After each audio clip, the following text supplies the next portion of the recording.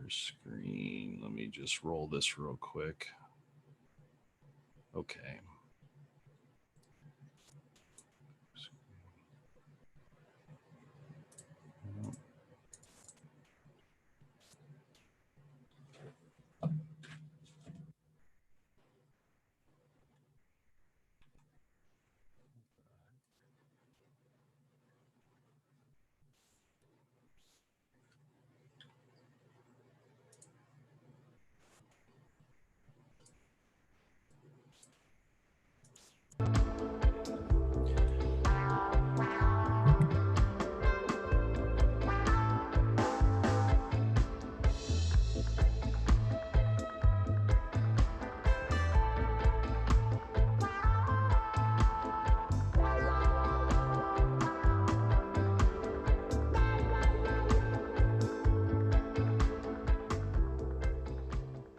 The BHP podcast is presented by BowHunterPlanet.com.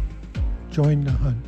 The BHP podcast is proudly presented by Element Outdoors, Cold Steel Knives, HHA Sports, Grind Life Coffee, Skull Hooker, Scott Archery, and Burris Optics. Hey everyone, this is Tim for BowHunterPlanet. Make sure you check out the new podcast, Respect the Game, wherever you find your podcasts. The coronavirus has ripped through our society in such a bad way.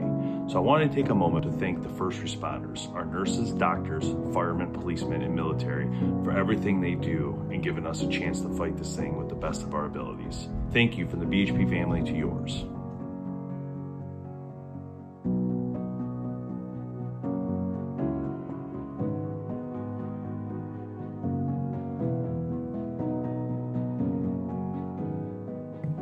All right, welcome to the podcast. I'm going to unmute everybody. All right, let me see if I get Brian unmuted. His won't work. Dan, can you hear me? Mic check. Mic check. All right, cool. Dan Johnson, welcome to the show, brother. Dave, my man, it's been a long time. It has. And I actually found pictures to show you today. I brought pictures up. I just downloaded them on purpose so I could share them with you. But Nine Finger Chronicles podcast. How you doing, dude? How's things going? Oh, this whole Corona deal. Like, I love my kids, but nice.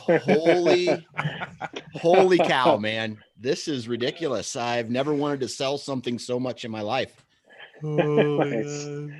That's so funny. Yeah, it's been rough. I'm not gonna lie. Yeah, I hear you. I hear you there. The especially like they walk up. My daughter the other day, she comes upstairs. Hey, Daddy, I love you. Good morning. Sits down by me.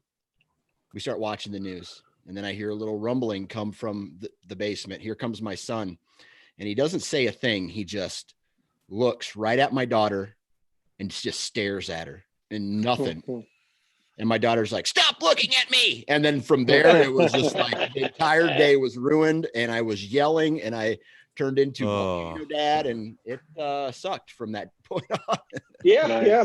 My kids are on a 3-day grounded bender. It just keeps getting worse and worse because they just can't seem to get it straight anymore. So it's been an interesting time for sure. So my kids like to stay up all hours of the night and sleep during the day. So it'll be 2:30, 3 o'clock, and they're still sleeping. That was great.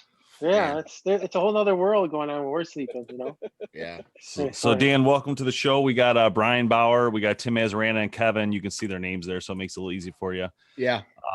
So Dan also has a podcast. It's actually a really good podcast called Nine Finger Chronicles. And how long have you had that, Dan?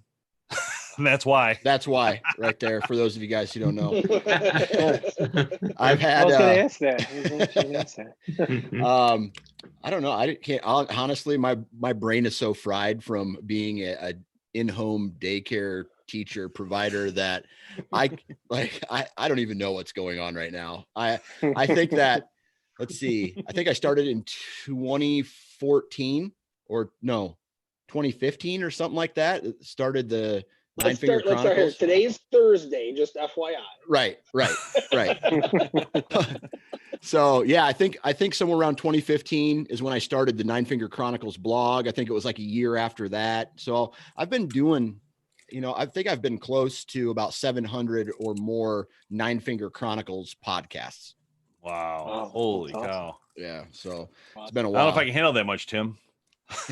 Yeah, right. Yeah. Especially The you. way I don't know if I can handle you that long. Yeah, no doubt, no doubt. I was gonna say the way that you work is like a dog, though. I'm sure it's some. So what has been has it been hard to get away from? And I'm gonna bring it up, and we're gonna talk about it anyway. But is it hard to get away from the whole coronavirus COVID-19 conversation when you're doing all these conversations? I think that's one thing that we've kind of realized is like we try to avoid it at first, right? Because we're trying to bring other people topics and things to listen to outside of what's going on in the world, but it always seems to come back at some point to that. Yeah, I think Bring it back, Tim. right now I'm just mentioning it. I mean, it's just in the intros of every episode that I've been recording lately, it's been a really it's just been a real brief topic, but once we get into the meat and potatoes of every episode, it just tends to go away and just becomes another episode. Yeah, good. Yeah, People need that break. We need to hear something different and some good news out there. So yeah, absolutely. I saw you did do one on the effects on conservation though with COVID, and not to get into that whole thing, but I didn't hear that. What was the gist of that one? Yeah, so right now, all over the country, I think it's like April, May, June, and July, maybe even going into August, a majority of conservation organizations are having their fundraising events, their banquets, gatherings, and this Corona deal is canceling all of those. Right. Wow. So all of that income that these conservation organizations rely on are literally struggling to stay afloat because that income has not come in. Okay. Oh man, yeah, you're right. Never thought about that. Yeah. Yeah. We got to get some of these hunters to do a concert for conservation. Yeah. Yeah. Except a lot of those things, they're doing that and they can't because they're not, they can't do they can't have gatherings. Yeah. They do it live like this. Yeah. Like the Garth Brooks one on the podcast or something. Oh, well, we need ones who hunt. That's the big thing. Who want to promote hunting. Yeah. We need the Ted Nugents of the world to step up. Speaking of hunting, you got turkey that's coming up. You doing some turkey hunting or what? Oh man, it's just really weird right now. So I'm just thankful that this thing didn't happen in September, October, November, or I wouldn't be going on all of my hunts. My wife, obviously, she's working from home full time, so I have to play daddy daycare. And then when she starts working, like typically we take time off or I take time off to go do my hunting and she stays home with the kids. But now that like my mother-in-law or my dad really can't come and watch the kids because of this whole social distancing thing, I'm kind of limited to really close to the house for short periods of time. So I think Saturday, I'm going to go and give her a shot for, a couple days and see what happens as far as going and chasing a turkey, but it's going to be limited time. It's going to be close to the house and it's going to be fast paced this year. Yeah. I'm definitely excited to get out. Yeah. Gotta get out of this So- house. Oh, does dude. Dude, you have no idea. Does that change up your normal routine? I mean, where you're going to go hunt this year? I mean, is it new territory for you? Well, it's not necessarily new territory. So typically every single year, we have kind of a turkey camp at my mom and stepdad's house where all the family comes in. We all go out. We do our turkey hunts in the morning. My wife comes with me. My mom watches the kids and my stepdad goes and does his thing. And then my stepbrother, he goes and does his thing. And then we all kind of congregate after the hunt back at the house and we play cards and that's cool. Play cards. We have kind of a buffet, kind of a potluck, and then, do that every day for 3 or 4 days. And this year, just not in the books. It's too bad. Yeah, there's some changes, I think, going around here where we're all hoping, I think, at first that, come May, because May is the bigger part of when we do turkey hunting. It starts in April, but I think we typically go out in May. And, we're thinking here at this point, we don't even know if that's going to happen. And even if it does, it's not going to be the group event, that we're used to. So Right. we're making plan Bs and, in some cases canceling. you know, but it is what it is. I mean, we make the best of it. And, you know, you're going to get outside in some form if you want. At this point, I just want to get outside. Like I don't even. I just want to walk to the woods. Yeah. I'd be happy to just walk to the woods with my bow. If I see a turkey, cool. Yeah. Either way, I just want to get out there. The good thing is though that I've made a promise to my daughter. Right. I don't know if she'll be coming out at first light with me, but she's 7 years old this year. And nice. I promised her that she could come and spend some time in the blind with me this year. Oh, so that's really cool. I'm looking forward to getting her out of the house. And, you know, for me, a win would just be maybe her seeing one strut or maybe hearing a gobble up close. And I really don't, I've killed enough turkey in my day to where I really don't care if I ever get one again, to be honest with you. But it's just something. Where do you live? What state? Iowa. Oh, okay. Cool. Small buck state. Oh, yeah. There you go. Yeah. Very good. Nice. About moving to Michigan. Yeah. Dan had this conversation. Ain't gonna happen. I'll trade your houses in October. So, you know. Nice. It's funny because I took my son out. I think he was 8 when I took him turkey hunt for the first time. And honestly, I didn't think he'd actually, like, we went out there and I was hoping for like the small stuff, but he ended up shooting a turkey. Nice. I couldn't believe it. With a crossbow, he ended up getting it. I was like, oh my God. That's awesome. But yeah, worked out a lot better than I thought it would the first time. But yeah, He's the best hunter of us all. He actually is. He hasn't missed. He's never missed a deer actually, or a turkey. He's never missed yet in action. So anyway, somebody asked the question. Somebody asked the question on Facebook. It says, "You guys know how many states that are having spring hunting that's being affected by this?" I can only think of a couple. I thought I heard Missouri was closed for hunting or something.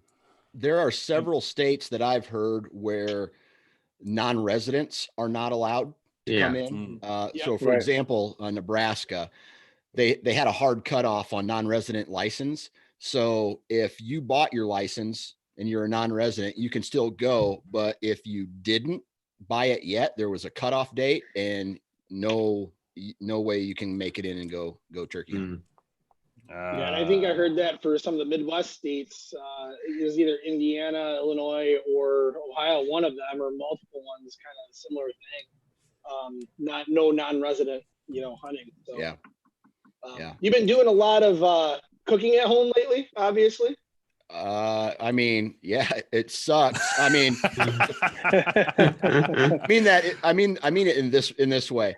I've kind of went back to my 8th grade diet where it's just like chicken nuggets, noodles, corn dogs, things that the kids eat. And I just eat off their plate while, me and my wife, we very rarely sit down for a lunch anymore. Or, tonight I'm up here while she's down there with the knuckleheads. And it's, but I tell you what, I have this year more than ever been cooking a lot more wild game than normal. So like a lot of venison, a lot of substituting beef for venison, and getting into the whole wild game lifestyle a little bit more. Awesome. So what's your favorite meal you've made out of that wild game? Did you eat this baby?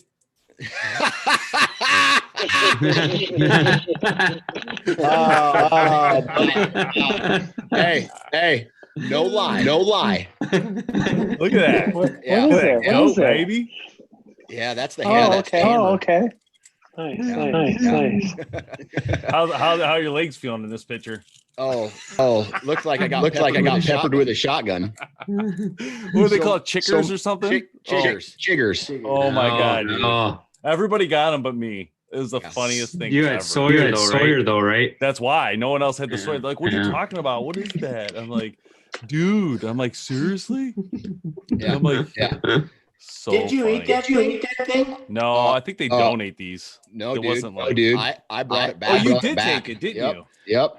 I had some of the most kick-ass street tacos with like a mango chipotle salsa on it. Oh, it was money. Hey, I think just real quick, I think somebody's got their volume up too loud because I'm hearing an echo every time somebody. No, I think it's when Dave shares his screen, it does it. Oh, I think I know why. I got it. My bad. It's using the audio off the computer. Yeah. Sorry. Yeah, so that's a RIA. Yep. That's a high fence RIA. That's a high fence RIA. Fenced RIA. All So right, hold on. Let me show you. Did you get it mounted? What'd you do? Just take the No. feather, make a hat out of it? No, I wish, man. That guy, My boy. hands down, best mullet I've ever seen in my life. Yeah, this dude's That got the guy right best there. mullet, dude. Yeah, but I made some This kick-ass dude. street tacos with it. Like a coleslaw, a mango coleslaw, chipotle coleslaw with it. And man, good. we had it during a wild game feed at our annual family wild game feed, and they turned out really good, man. That sounds awesome. Sounds really So good. what's the I'm right way trying to cook one of those things? You gotta Oh slow man, and slow, or just like a chicken? everything that I just brought home all ground meat out of it. Okay. So no steaks or breasts. Their breasts That actually, makes it easy. Yeah. yeah, their breasts are probably the size of a dollar bill, way smaller than a wild turkey. Really? Yeah, real small. Wow. Wouldn't expect that. I guess they'd have bigger drumsticks and bigger wings. So Yeah. I guess it does kind of make But it was a unique hunt because I ended up shooting it. That was the dominant male. I shot it. That's and what we then- all say. Yeah. So Dave told us he got it. Yeah. So I shot it, and as it's He said running his was off, bigger than yours. I don't know. I don't know if there's a measurement for Rhea. We'll just say it was. Yeah. So I shot it, it ran off, and all of the other males started attacking it while it was dead, while it was dying. No. Yeah. It was pretty cool crazy. to watch. That's crazy. There's my hog right there. Yeah. That little son gun. That I was shot that thing, dude. And Justin's like, get back in the stand because they came back. I thought they were gonna kill me. That was a pretty fun couple days, man. Yeah, this is some of the stuff we saw when we were there. It was just incredible. There's the inside. That was fun. Good Wow. memories there. Yeah. We worked a lot in those tables, didn't we? Yeah. Man, some of the Nice. Look some at of that the- buck in the back yeah. on the wall. Holy cow. They got a swimming pool. Yeah, I now. heard about that. Yeah. I heard they put that in. Yeah. Man, you There's the slayed, didn't access. you? I did, yeah. Yeah. We both took this picture in different times. I got you in it and you got me in it. Yeah. That looks familiar. Yeah. This is a cool shot, man. This is a really cool. And did Thing you they shoot did an there. audad too? I did, yeah. That's come up. But look at this guy. Oh, Tim Kent. What an American hero right there. He is an American hero. Look at him. Yeah. We had him on the show last week. It was so funny. Yeah. That was He's the a good business guy. talk. Business talk. Yeah, all these guys are great, man. This guy was a writer. That's the Grandview Media, I think, president or something Yeah. very high up. Yep. It was cool. It was a good Yep. time. Had a blast. man. Beautiful sunset. Oh, there it is. There it is. The old audad. Oh, it's the CK Slam, baby. I forgot about that. Yeah, old we CK got all Slam. pumped up. We're all pumped up about it, like CK Slam. The funny part is these guys, dude. These guys are all like, "You're not gonna kill anything. You're gonna miss under the pressure." Blah blah We thought, blah. we thought you were. Next gonna thing you embarrass know, us, for sure. Nice thing, 4 hard shots, 4 animals like coming back, like Yeah, man. mounts coming, meat's coming. It's unbelievable. I was don't know like, what happened when he got to Texas because it doesn't happen in Michigan that way. Yeah, we definitely lost that bet. You want to know why they didn't have Fortnite down there. Before I played. In Texas, he was at the apex, and now the curve is flattening. Yeah. Nice, There you go. nice. There you go. So listen, we've all been to hunt camp with Dave, right? Right. We all know when Dave gets a little bit tipsy, gets a little bit stupid.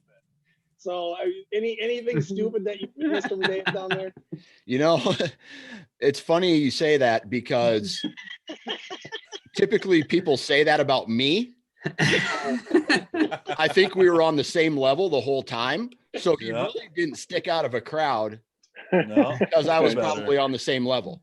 Nice. So he didn't run in naked, anything No, like that. no, this was a business trip, right? We had to bring Yeah. our professional selves. We did too. I thought we did a really good job. Yeah. We held it together.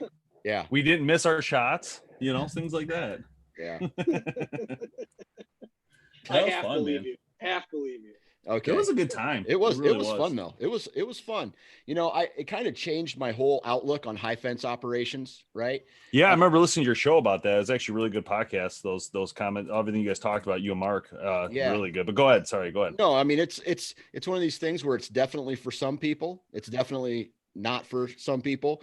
And I mean, I had a fun time meeting people, going out and experiencing a new culture, a new way of hunting, how they do it down there. And is it something that I would probably do again? Maybe. Probably not on my own dime. I mean, there's so many other things that I want to do. It's very expensive. Yeah. There's other things that I want to do that don't include that style of hunting that, you know, it may be like, hell, if my wife says, I want to go shoot this animal or, you know, my stepdad or my dad, as they get older, that maybe I'll take them to something like that. Wait, she wants to shoot your stepdad?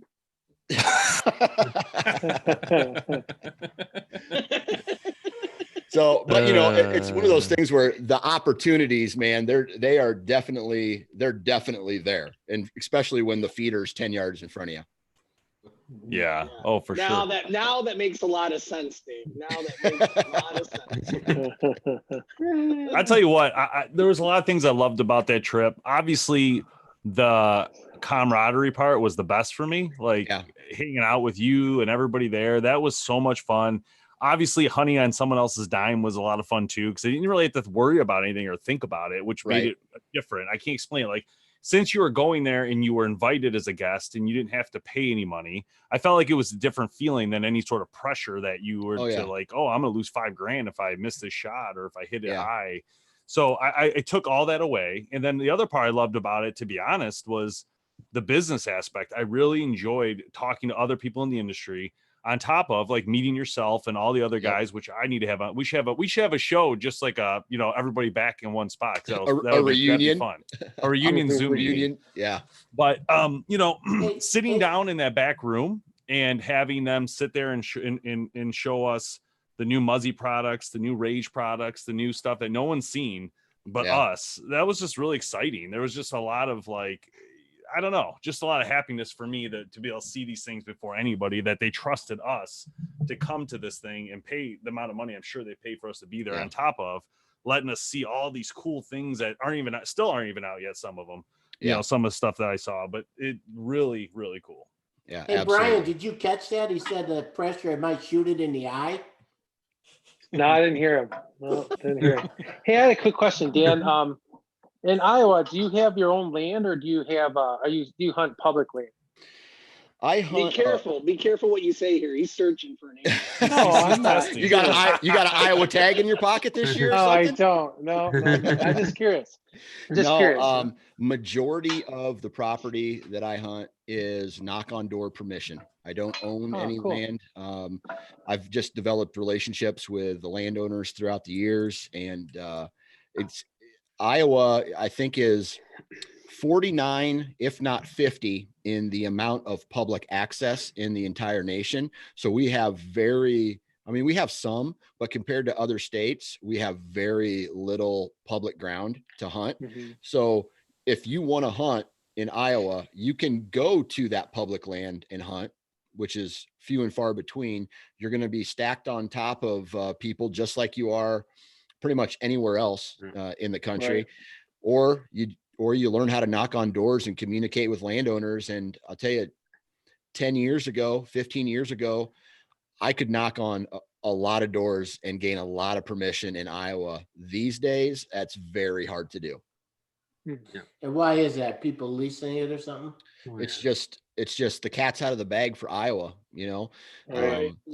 People know that if you manage your land properly, you're going to get a crack at a big deer. And now, you know, as there's a transition that I feel is going on in Iowa right now, where the people who actually worked the land over the years are getting to the point where they're having to go to nursing homes or they're passing away, which means that they're having to their kids. It's getting given to their kids.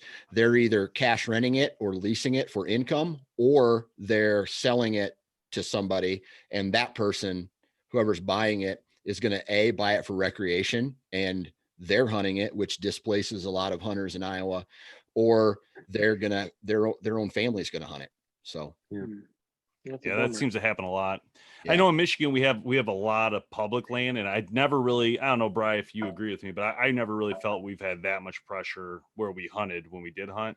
The only Right. problem is the deer have never been that big. You know, it's pretty much like you're going to be going after an 80-inch to 100-inch buck. I mean, you're not going to Right. get anything. It's like, if you're going for meat, it's fine. It's still a lot of work. And now with the new baiting laws in Michigan, it makes it way harder to even get a deer on state land. It's not as simple as, I mean, you have to really just hunt trails. There's no like food for them or anything. I mean, you can't get too close to people's farms because obviously it's illegal too. But the So population of bow hunters or hunters in general in Michigan is like top 3 in the United States, right? In Iowa, correct. we're lucky. We still have that lower population. But what we're running into is and this isn't everywhere, you know, the Mecca of Iowa is those southern counties, right along south of Interstate 80, is when people out of state come, they buy the land, and they only hunt it a handful of times in a 3-year or 4-year period whenever they can draw their bow tag. And what that's doing is it's displacing locals, and we're left to, you know, go find other property. And luckily I still have some really good property left to hunt. Cool.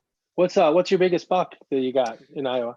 You know, let's see, I think it was 2 years ago. If you're talking just about score, it was like a 154 9-pointer.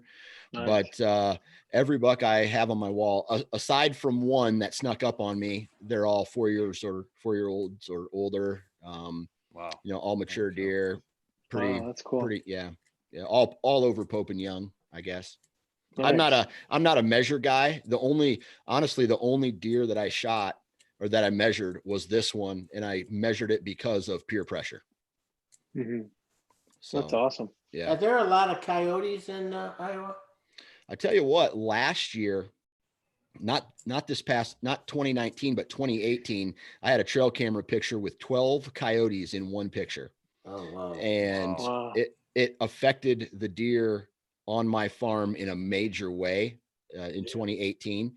But this year something happened and hardly any coyotes on trail camera pictures. So Really? I don't know if the coyotes kind of got overpopulated in that area, then redistributed because they ate all of, you know, or maybe a hunter came in during coyote season and cleaned house, or what the deal was. But this year, the coyote numbers seem to be down from not only tree stand observation, but trail camera pictures as well. Nice. Cool. So Dan, tell us some more about the show, Nine Finger Chronicles. So, I mean, what can the viewers expect that want to come listen to the podcast? Like what is it about? Like, you know, it's like, who's some of the guests that have been on it?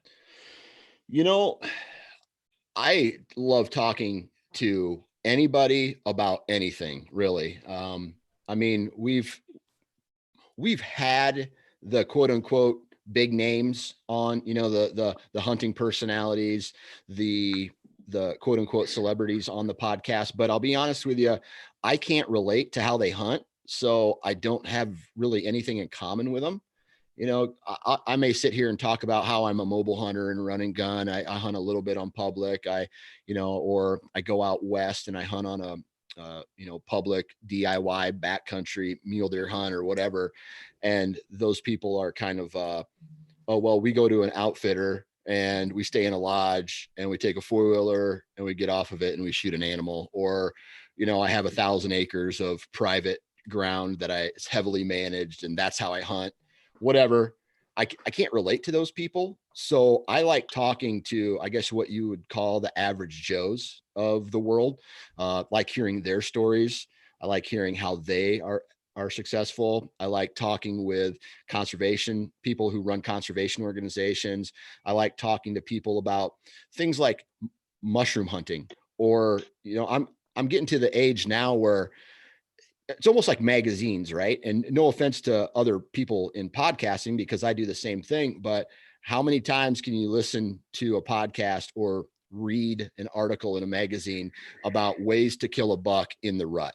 Right. I mean, things just start to go in the same direction, and they go in almost an annual routine. So I like talking with nobodies who have been successful. And if they're consistently successful, that makes it even better, because I feel like anybody who tells a story has some principles that they use to become successful that are worth sharing to everybody else. That's Well, you're talking to the right crew here. Not that I'm consistent by any means, but I'm definitely a nobody. Yeah. So there you go. Right, though. I mean, the celebrity hunters, I mean, everyone thinks that they're the best hunters out there, but really opportunities that they have, it's just not even the same, you know? Not the same. Yeah. I'm not going to say that they don't work hard, Right. because there is, They sweat. yeah, I mean, there's two, Oh, yeah, they put a lot of time. there's two different types of hunters, if you ask me. And it depends on when they do their work. I feel like there is the preseason person who they do all their work planning food plots. They do the habitat management. They do all those things. So when it's time to hunt, they can get in a tree stand and wait for the deer to come by. And then there is, then there's probably a mixture of both, but then there's the other guy who is the go get 'em, right? I can't plant food plots. I don't own land. I can't afford a lease. I can't do, I do go on my Western hunts because that's what I'm into right now, all DIY, but I'm the go and get them, do my own sweat during the season type of hunter. And that's what I like listening to. Those are the stories that I like. Yeah, that's cool. Yeah, I guess for all of us, I don't know. I don't consider us like diehard hunters. And when it comes to like bow hunting, I mean, I love bow hunting. I guess what I'm trying to say is I don't personally hunt for horns that much, to be honest. I'm more of a meat hunter. So like for me, I'll do some of that work you're mentioning, like the food plots. We'll go out, but for me, it's more about hanging out with, like, say, Jamie. If we go out and do a food plot, it's fun. We're just having a good time. Right. Put a food plot in, putting a stand up. We try patterning. Listen to me swear at a trail camera for about 2 hours. You guys, this guy tries to set up a trail camera in the field, like literally on his phone, trying to link it, like, for like web, whatever. So I can send over your phone. He is dropping like 30 F-bombs a minute. Going nuts. I mean, he is like, what the hell is this? He's like literally almost threw it one time. I'm like, and I'm just laughing, filming him from a distance. The only thing better than that is when he tried to pull that arrow out sword in the stone. Yeah, sword. I'll send you that link, Dan. It's so funny. He shoots his target in the wintertime. It wouldn't come out, because it's like frozen target. And he's like, what is this? The freaking sword in the stone? And he's just trying to Yeah, you didn't tell me you were filming that. That's the best, though, Boom. You're the best when you're not. No one knows you're being filmed. That's the best. No, but like for me, I'll go sit in a tree stand. Like, so that's the thing. I do like listening to some of the diehard bow hunters that go after the horns, because it is a different type of hunter. You have to be in a different mindset to go after a big buck, and specifically for a specific big buck, or one in the same range, but going for them. And you'll hear that time and time again from some of the major hunters in the industry alone.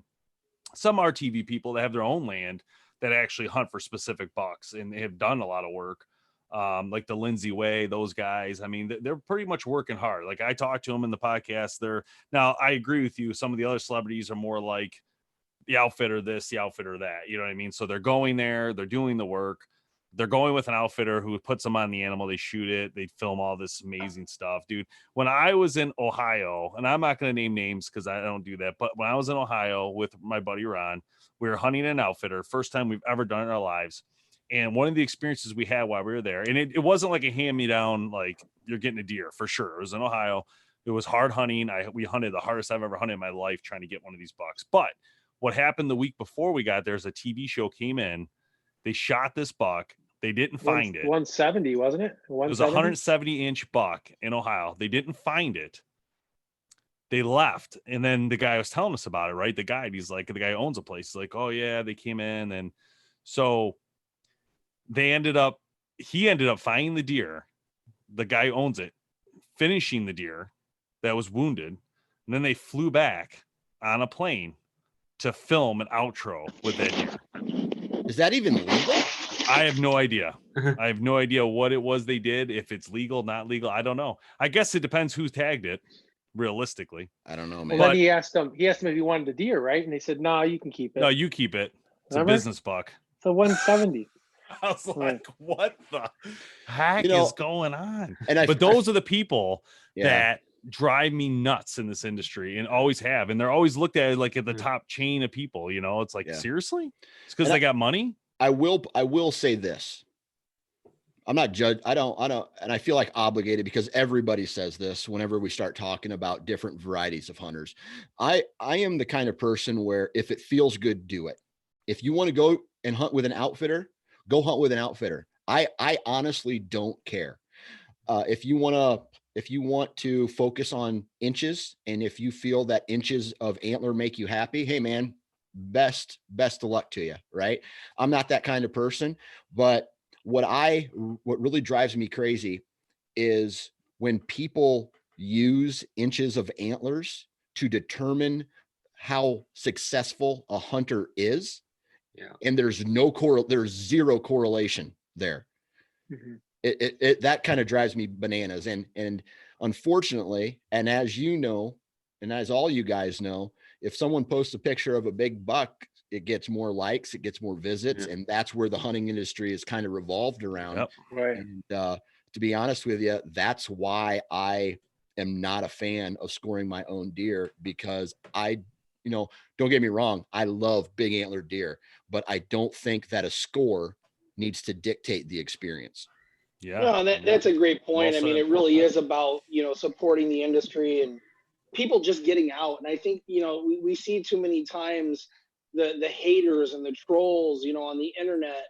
It's not about how big your buck was. It's not about how you did it versus how I did it. Crossbow versus compound, all that kind of stuff. It's the fact that we have an industry that we're supporting, that we love, and it's about just getting outdoors and promoting that life. Absolutely. Oh, sorry. I'm sorry, Tim. I had your picture up. My bad. Let me try to get this off the screen. I don't know what happened. What the heck? Tim, it's Tim. I'm trying to get it off. That was in college. Sorry, Tim. Sorry about that. Looks cute, buddy. Those were the experimental years. You gotta try everything once, right? Cool. You're good nowadays, bud. Go with it. You're allowed to do that nowadays. I identify as a vegan. There you go. Oh my gosh. All right, Dan. So, well, anything else? Any other questions, guys, for Dan? Yeah, no. So I just what's 2020 bringing you here? I know we got the whole virus thing coming on, but let's say that all ends, fall season comes around. What do you got going on? Yeah, man. So, the first thing I feel like, once this whole coronavirus ends, I'm going to go outside for like 6 weeks straight. I'll probably live in a tent, get my kids out to some state parks, do some camping, drop them off at the grandparents for a couple weeks. And, me and the wife can go do some stuff for make another kid. Yeah, we got Nope. Come on now. Stop that talk. Man up, Tim. Yeah. But I got a mule deer hunt in South Dakota in October. I'm bypassing my annual elk hunt this year. I'm going to save a little money. I turned 40 in November. So I'm going to save. I'm going to do my 40th year fairly big, and I'm cashing in about 2021. I'm going to cash in 7 Wyoming elk points, preference points. So the goal is to do it big, maybe do an antelope hunt in 2021, but 2020 is a Michigan deer hunt, believe it or not. Nice. No joke. You come up with Mark or something? Yeah, Mark Kenyon peer pressured me into coming up. No way. Yep. I made this awesome. Where's that going to be? I don't know. Somewhere in Michigan. You gotta let us know. Not upper Michigan, but like lower Michigan, closer to Ohio, I think. Oh, where the big deer are. Yeah. So Jackson.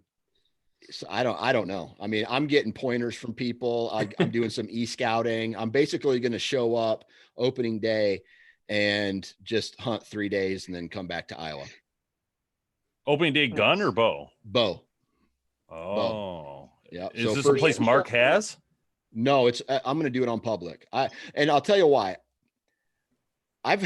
Since I've mentioned this to people, I've had tons of people say, hey dude, come hunt my property, but I hear people, and I hate to say it, but I hear people in Michigan bitch about public land so much that I want to hunt Michigan public land just so I can say I've done it. There's a lot of good hunting on Michigan. I got a place to send you. Yeah. Yeah. A lot of the stuff they bitch about is the stuff that's overrun, right? Yeah. Oh yeah. But Yeah. Yeah, the stuff where we go, there's not a lot of people, so that's why it is different depending where you go. I wouldn't gun hunt in a lot of spots around here. Yeah, definitely not gun. Yeah. So I'm gonna do South Dakota mule deer hunt in October. I'm gonna do that Michigan hunt in October, and then I'm gonna spend the rest of the time in Iowa doing whitetail stuff. Doing Iowa. Yep. And that South Dakota trip, is that did you do a drawing or nope? Well, it's not a drawing, but it's a guaranteed tag. You have to put your name in, but it's a guaranteed tag right now. It's bow. Yep. Archery. And where are you hunting? Because I've hunted South Dakota a few times. Are you west of the Missouri or? Yeah, way west. We're probably 50 miles from the Wyoming border. Okay, so that's a nice area.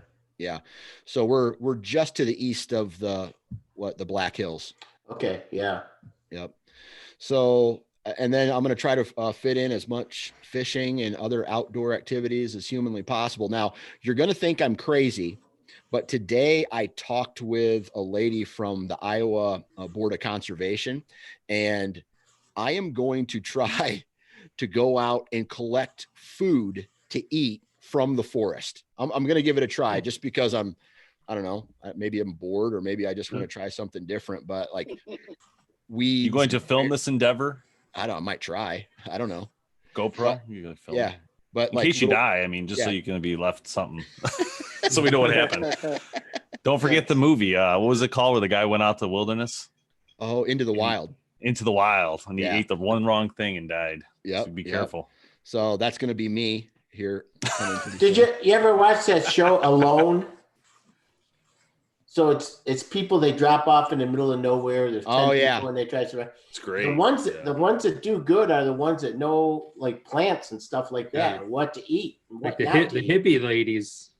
Oh yeah. It's impressive. Yeah. I wish I had more of that skill. How are you learning to do that? Are you just looking on the internet, or what are you doing? I'm gonna buy a book before I go out and start eating handfuls of poison ivy. Yeah. I think I'm gonna get a book as a resource and look what there is in spring and summer and fall. I guess from what this lady told me, there's a lot of stuff that you can take advantage of. Oh yeah. When I first started getting into it, like you don't realize all the different edible plants that are out there. It's great, especially in the springtime. Yeah, it's coming. Spring onions and the fern tops and mushrooms and. Careful in Iowa, you eat that farmer's corn, he might shoot you though. I'll be missing some teeth. But this lady that I talked to today, she was talking about dandelions the way I talk about whitetails. She was fired up about them, and it got me fired up about them. So I'm gonna go out and I don't know, make some wine. Yeah, I don't know. I'll do something with them. My grandma used to do that though. Yeah, dandelions. So my grandpa, I was just gonna say that. Yep, Italian. That was Italian thing. Salad. Yep, it sure was. She put in like oil and garlic, oil, like salt and pepper. I think that was very simple. Yeah, no, that's right. Balsamic vinegar, oil, salt, and pepper. That's exactly how we did it. She paid me to go collect them, like a nickel. This lady was telling me that she's like, forget lettuce on a BLT. You just got to get those dandelions in there. So I think I'll give that a try. There you go. That's awesome. All right, Dan, thanks for joining us, man. Appreciate it. Nine Finger Chronicles, check it out where you get your podcasts. And I almost forgot, Dan, you still have, hold on a minute. I don't want to forget the, what's your website called though? It's Sportsman Nation or something? Yeah. Sportsman's Nation. It's a podcast network that holds my podcast and like 13 other podcasts under the Sportsman's Nation umbrella. It's like we've been at it now for just about 2 years, maybe a little bit more, where it's just like it's think of the Outdoor Channel, but of podcasts. Awesome. Yeah, perfect. Cool. That's what I was gonna say. I remember you telling me about it when we were traveling in Texas there. Yeah. So yeah, definitely check that out, guys. When you get time, I'll put the link in the comments because you definitely want to see that because there's a ton of different content on there for hunting. There's tons of different shows and tons of videos. So pretty cool. So anything else, guys, for Dan? No, thank you. It was awesome talking to you. Nice talking to you, Dan. Stay safe, man. Stay safe. Yeah, appreciate it, guys. Thank you. All right, Dan, I'll see you next time, man. Thank you. Thank you.